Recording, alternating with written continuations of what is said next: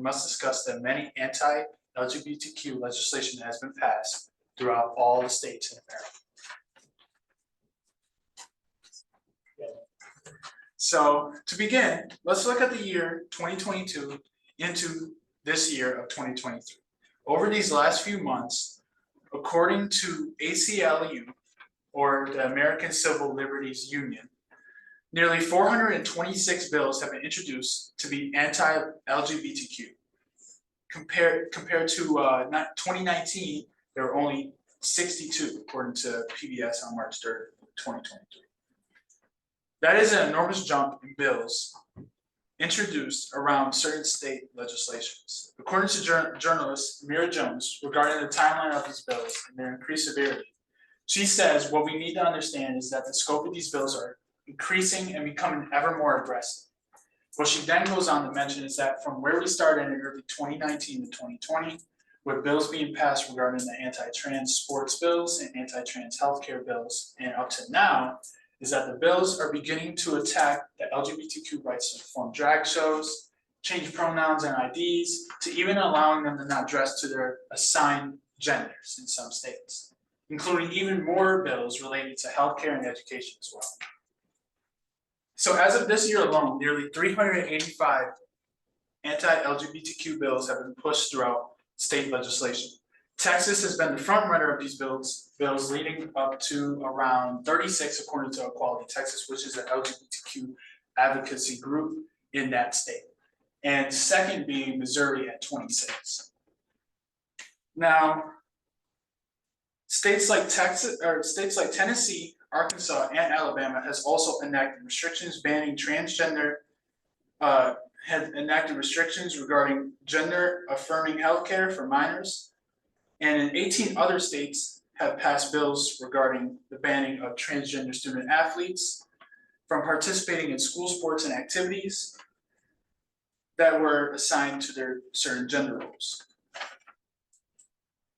So from what Chase Strangio said, if I'm pronouncing that right, the deputy director of the ACLU's LGBTQ project mentions that the expected number of anti-LGBTQ bills filed this year is to outpace those filed last year, when more than 340 such bills have made it to state legislatures, according to an estimate from the Human Rights Campaign. And according to CNN, from this picture here, from 2022 to now, legislation has now doubled in the past year. As you can see here, in the year 2022, we had around 180 bills that were introduced. And now that in the year 2023, this has since doubled. And this was on April 6, 2023. So, LGBTQ on to the youth. Many bills like this one in Florida have passed, or many bills passed like ones in Florida have shifted focus to the education on LGBTQ history, limiting the in-school discussions of sexual identity and gender identity as well. And other states like Tennessee have banned drag show performances, saying it's for the children.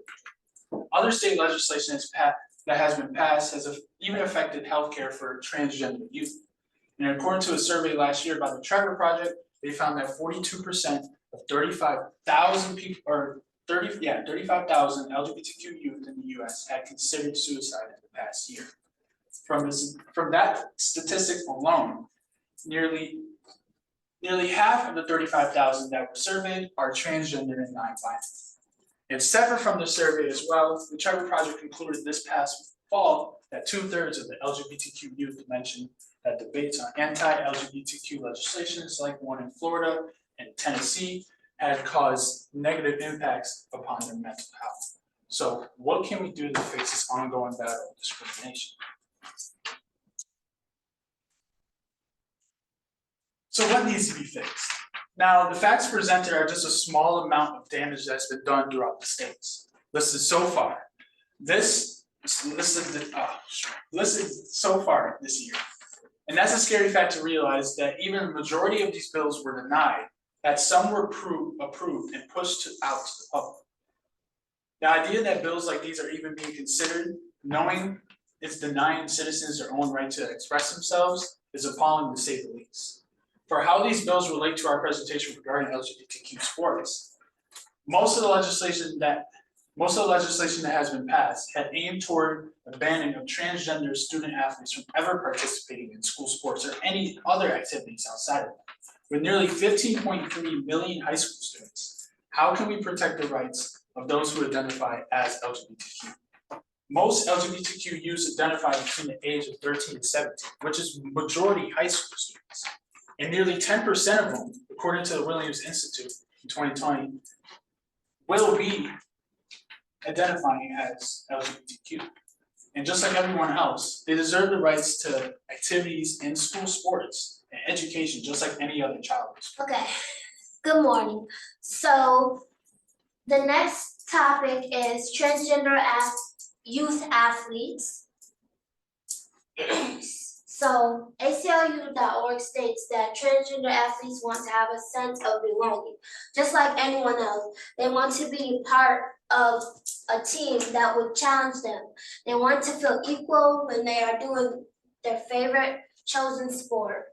Also said that even though states and schools across the country try to exclude them, they deserve to feel welcome just like anyone else. Thirdly, these laws oppose and discriminate against society's trans youth, including our peers. Fourthly, which happens in ways that affect their health, social life, also emotional development, and safety of their everyday life, which is unfair.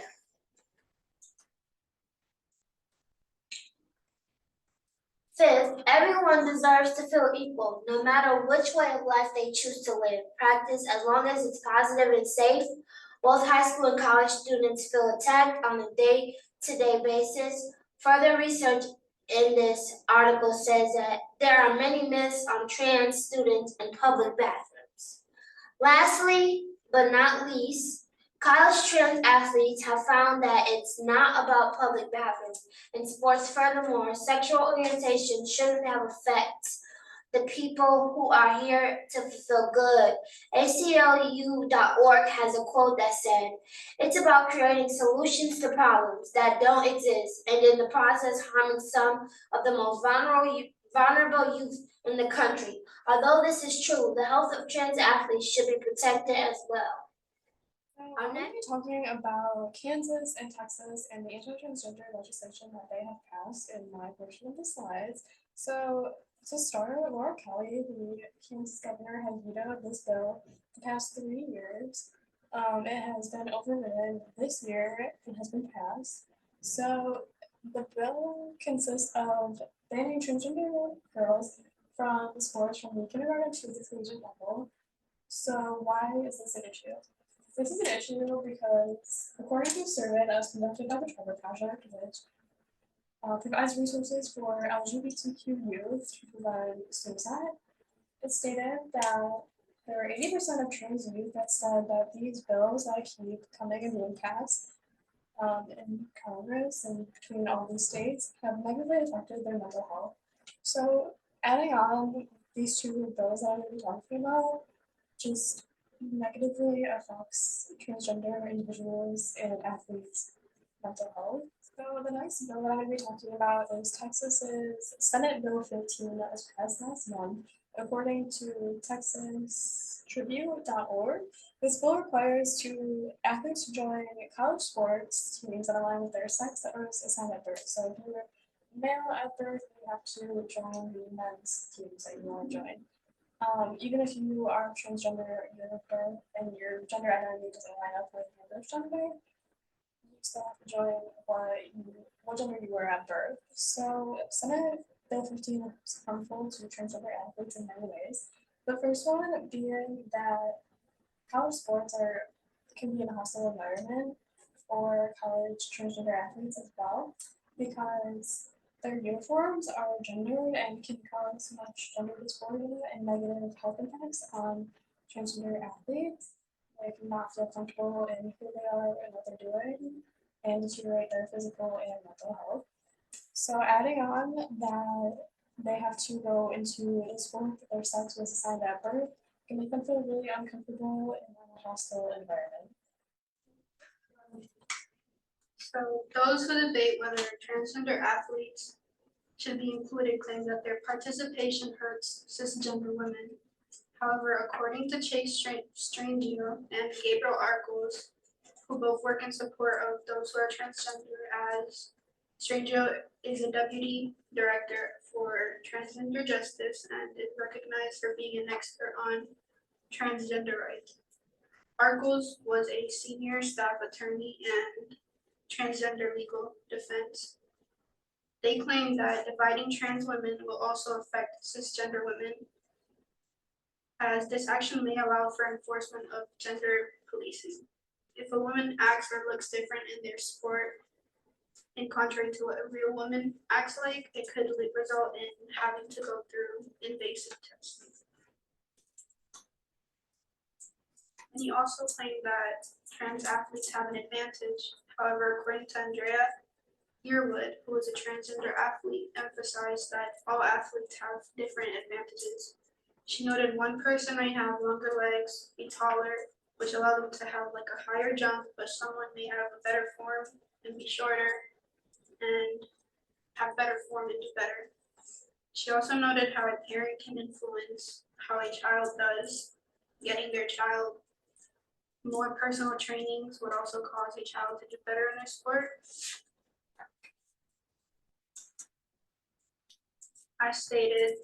Previously stated, there are many who believe that trans athletes have an advantage in sports. According to Leah Thomas, who is a transgender swimmer, claims that she does not have an unfair advantage. According to Cleveland Clinic, hormone therapy changes a trans athlete's body. When someone is transitioning from male to female, the hormone therapy blocks male hormones, which allows decreased muscle mass, fewer erections, change in sex drive, smaller testicles, and thinning in facial and body hair. Other athletes do belong in sports. No matter what laws or bills get passed, transgender athletes will still be in sports. Everyone deserves the opportunity to play the sport that they love. We have to protect trans athletes' rights.